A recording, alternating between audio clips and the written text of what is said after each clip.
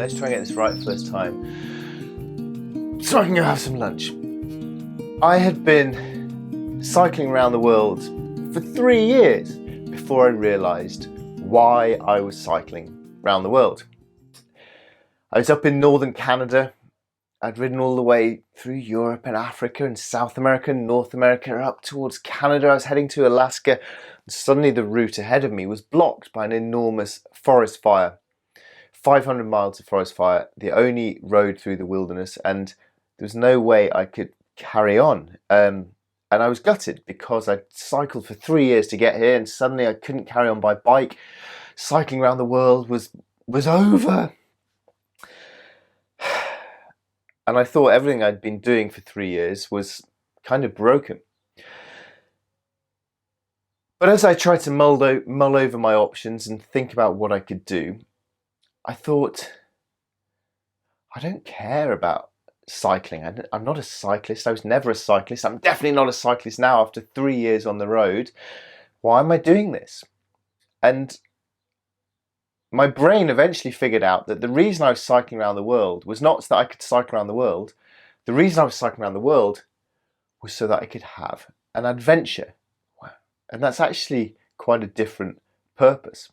And once I realised that, suddenly the opportunities, the options opened up, because, yep, I couldn't carry on cycling because there was a massive forest fire, but maybe I could do something to keep this feeling of living adventurously going. So I borrowed a canoe, shoved my bike in the canoe, and set off to paddle down the Yukon River 500 miles that would take me past the fires, and I could get back on my bike and cycle to Alaska.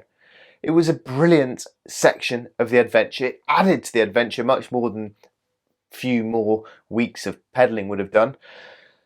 And I realised then that the reason I was cycling around the world was to have an adventure, not to cycle around the world. And that changed everything. But it took me 3 years to realise why I was doing something. So please don't make the same mistake. I presume that you're looking to make some changes in your life because you're wanting to live adventurously. So what you need to do is start with why. Why do you want to do this? Normally in life we think, what do I want to do? I want to take up salsa. How am I going to do it? Oh, I'm going to go to that class. Why do I want to do salsa? Oh, it'll make me happy. But it's actually much better to do this in reverse. I learned this from a great TED talk. It's called Start With Why by Simon Sinek. I really recommend you go watch that. The thing with starting with why is not only does it makes sure not only are you walking the right paths in life or paddling the right rivers, but it also makes it much easier to put all this into action. For example, why do I want to live more adventurously? I want to live more adventurously because I want to have a happier, healthier, and feel more alive. That's why I want to do this. Good, right. So now I'm excited. Now they're important reasons. That's got me some progress going. That's what I want to do. Sorry, that's why I want to do it. How am I going to go about that? How do I go about making myself feel alive, healthier, happier? Okay, so I need to change some life priorities. I need to figure out my work-life balance a bit better. I need to maybe reassign a bit of cash from somewhere else in my life to save up for my sparkly salsa outfit. I need to maybe go find some friends, go down the pub and talk to my friends, say, hey, do you want to come along and do this as well? So now I know why I want to do it. Now I know how I'm going to go about it.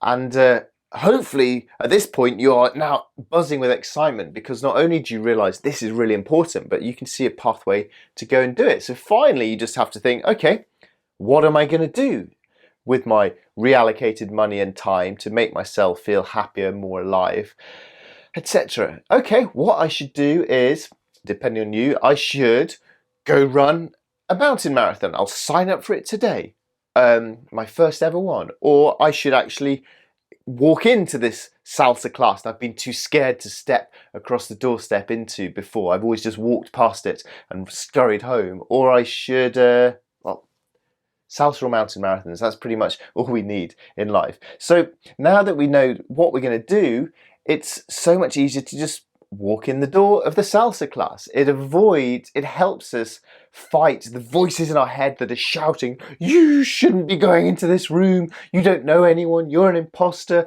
what if you look like an idiot, what if you fail? These voices in our head shouting at us. It also helps with analysis paralysis, just overthinking, should I be doing salsa or should I be doing tango? And the paradox of choice, whereby we who are lucky people trying to make these changes have got so many choices, so many opportunities, so many options, that in the end you can just do nothing, just drift and procrastinate and overthink and nothing gets done. Whereas suddenly doing it this way around, everything becomes much clearer and much simpler. So all of this then, it just gets to the point where it's just an easy no-brainer, really, because you figured out why you want to do it. So figuring out why you want to live adventurously is the crucial first step. Why do you want to make these changes in your life? Think about that hard and honestly and clearly. And once you've got that, then you'll know how you're going to go about it, and you'll know what you're going to do. And this will help make sure not only that you're going down the correct path, but also that you make stuff happen. Start with why, and then go have lunch.